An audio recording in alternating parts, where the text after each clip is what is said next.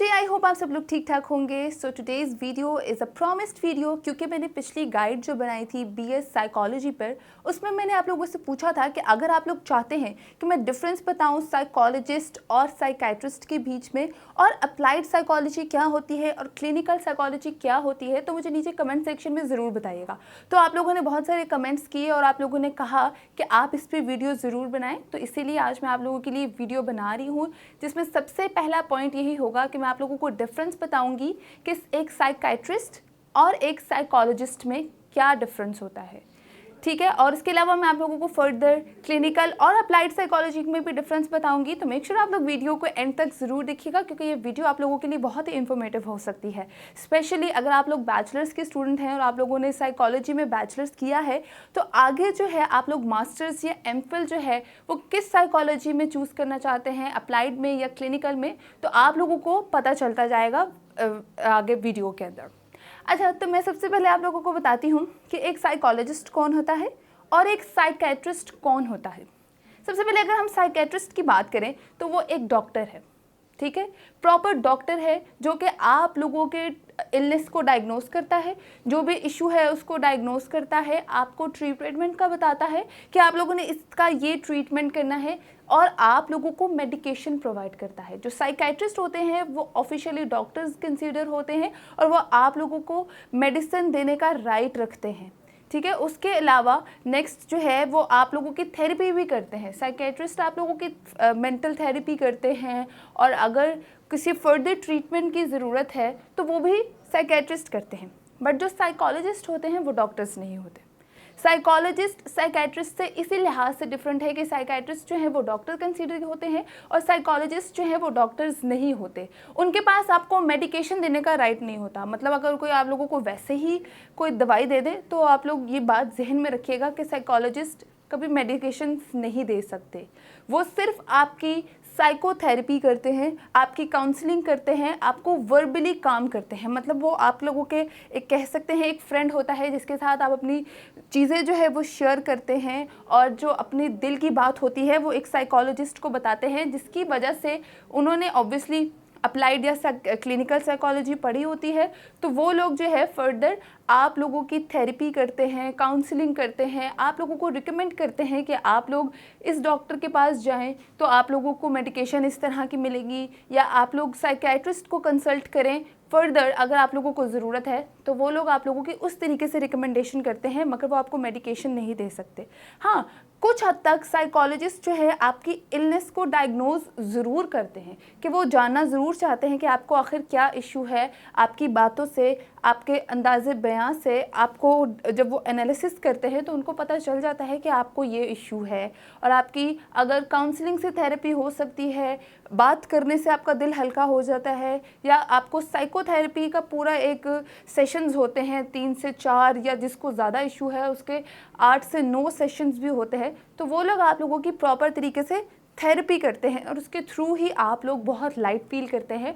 आधे से ज़्यादा आवाम का जो एक साइकोलॉजिकल इम्बैलेंसमेंट हो रही होती है उनको, या कोई भी इशू डिप्रेशन एंजाइटी का हो रहा होता है, तो वो आधे से ज़्यादा शेयरिंग से और काउंसलिंग सेशन से जो है वो कंप्लीट हो जाता है। अदर देन डैट, अगर आप लोगों को कोई और साइको इश्यूज़ हैं या साइकेट्रिस्ट इशू है, साइकेट्रिक इशू है, तो वो आप लोग फिर ऑब्वियसली किसी डॉक्टर के पास जाएंगे जिसको हम लोग साइकेट्रिस्ट कहते हैं, और उनके थ्रू जो है आप लोग मेडिकेशन और ट्रीटमेंट्स वगैरह के साथ जो है अपनी इलनेस को क्योर करेंगे। तो ये अब आप लोगों को आई होप डिफरेंस पता चल गया होगा कि what is the difference between psychiatrist and a psychologist. अब मैं आप लोगों को बताती हूँ कि अप्लाइड साइकोलॉजिस्ट क्या होती है, कौन होते हैं, और क्लिनिकल साइकोलॉजिस्ट कौन से होते हैं। अच्छा, अप्लाइड साइकोलॉजी जो है बेसिकली क्लिनिकल से डिफरेंट होती है, और क्लिनिकल साइकोलॉजी जो है ऑब्वियसली इसका नाम से ही हमें पता चल गया है कि क्लिनिकल साइकोलॉजी जो है वो हॉस्पिटल्स में काम कर सकते हैं वो लोग, और क्लिनिक्स में जो डायग्नोसिस करते हैं वो लोग साइकोलॉजी को इसको चूज़ करते हैं। सिंपल इज़ दैट कि हम बैचलर्स में जो है या तो सिंपल साइकोलॉजी चूज़ करते हैं या अप्लाइड साइकोलॉजी चूज़ करते हैं। बट जब हम लोग मास्टर्स या एमफिल करते हैं तो हमारे पास 2 ऑप्शंस आती हैं। 1 is applied psychology, number 2 is clinical psychology.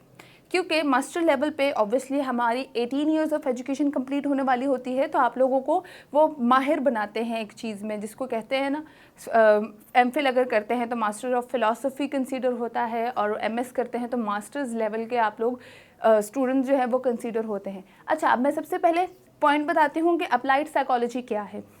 Applied psychology basically वो टाइप है साइकोलॉजी की जिसके अंदर आप लोग जो है रिसर्च पे मबनी होती है, मतलब उसके अंदर आप लोगों ने प्रॉपर रिसर्च करनी होती है, रिसर्च मेथड्स को फॉलो करना होता है। और क्लिनिकल साइकोलॉजी में हम लोग डील करते हैं पेशेंट्स के साथ with research. Number 1 point is that. Number 2 point ये है कि आप लोग जो है अप्लाइड साइकोलॉजी में साइंटिफिकली रिसर्च करते हैं प्रॉपर तरीके से, मतलब कहते हैं ना कि आपका ग्रिप जो है वो रिसर्च पे ज़्यादा होती है, पेशेंट की डीलिंग से कम होती है। आप लोग किसी एक इंडिविजुअल के बारे में बात नहीं करते, किसी एक इंडिविजुअल पेशेंट को लेकर नहीं चलते, आप लोग ओवरऑल अपनी पूरी सोसाइटी को और उसके इर्द गिर्द के माहौल को और ऑल ओवर द वर्ल्ड, जो कि किसी भी साइकोलॉजिकल एरा का या किसी भी साइकोलॉजिकल डिजीज़ का पर्पस बनते हैं। जैसे बड़े लेवल पे अगर बहुत सारे लोग जो है एंजाइटी का शिकार हैं, या गवर्नमेंट प्रेशर है, या किसी किस्म का महंगाई है, ये सब चीज़ें जो है एक साइकोलॉजिकल डिसऑर्डर क्रिएट करती हैं। तो जो भी अप्लाइड साइकोलॉजी करते हैं तो वो प्रॉपर ओवरऑल रिसर्च करते हैं, मतलब रिसर्च पैटर्न को फॉलो करते हैं साइंटिफिक मेथड्स के थ्रू। मगर जो क्लिनिकल साइकोलॉजिस्ट होते हैं वो रिसर्च मेथड को ज़रूर फॉलो करते हैं, साइंटिफिकली रिसर्च को भी फॉलो करते हैं मेथड को, मगर वो किसी एक पेशेंट को डील करते हैं, मतलब उनके पास पेशेंट्स आते हैं, वो वन इंडिविजुअल की डिजीज़ को डील करते हैं, वो ओवरऑल सब के बारे में बात नहीं करते, वो स्पेसिफिकली मतलब उनको कह सकते हैं कि वो लोगों के पास ऑप्शन होती है साइकेट्रिस्ट जैसे बनने की, क्योंकि वो अब आफ्टर कंप्लीटिंग देयर मास्टर्स और MPhil they can open their own clinics, मतलब वो पर्सनल क्लिनिक्स भी खोल सकते हैं, हॉस्पिटल्स में जॉब्स भी कर सकते हैं। मगर अप्लाइड वाले ये नहीं करते, क्योंकि उनका जो ग्रिप होती है वो रिसर्च पे होती है, क्लिनिकल चीज़ों पे नहीं होती, एक पर्सनल इंडिविजुअल या एक पर्सन के ऊपर नहीं होती। उनकी क्लिनिकल वालों की एक जॉनरा होता है कि उन्होंने एक पेशेंट डील करना है, उसकी काउंसलिंग करनी है, उसको डील करना है। मगर अप्लाइड वालों के पास जो होता है वो विजुअल जो है उनका वो बड़ा होता है, उनका विजन जो है वो ओवरऑल चीज़ों पे होता है, रिसर्च जो है वो ओवरऑल डिजीज़ पे होता है कि ये किसी चीज़ की भी वो अगर आपको बताएं कि डिप्रेशन की कॉज क्या है, सब बंदों में ये हो सकती है, वो ओवरऑल सब बंदों की बात करते हैं। अच्छा, मैं आप लोगों को बताती हूँ कि अगर आप लोग अप्लाइड साइकोलॉजी चूज़ करते हैं तो आप लोग कौन कौन सी जगह पे जा सकते हैं, और अगर आप लोग क्लिनिकल साइकोलॉजी चूज़ करते हैं तो आप लोग भी क्या क्या चीज़ें फर्दर कर सकते हैं, आप लोगों को कौन कौन से करियर्स अपॉर्चुनिटीज़ मिल सकती हैं।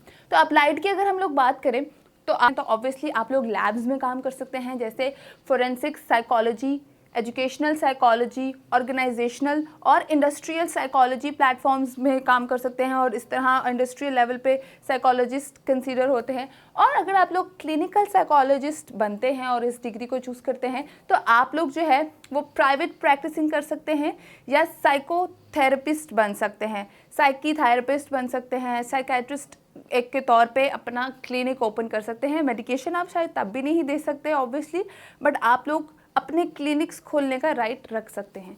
तो ये है करियर्स की बात, जो कि आप लोग after completing your degree of masters और इन बैचलर्स, अगर आप लोग बैचलर्स में भी आप लोगों को ऑप्शन मिलती है क्लिनिकल और अप्लाइड में से किसी एक को चूज़ करने की, तो आप लोग ये चीज़ जो है वो कर सकते हैं।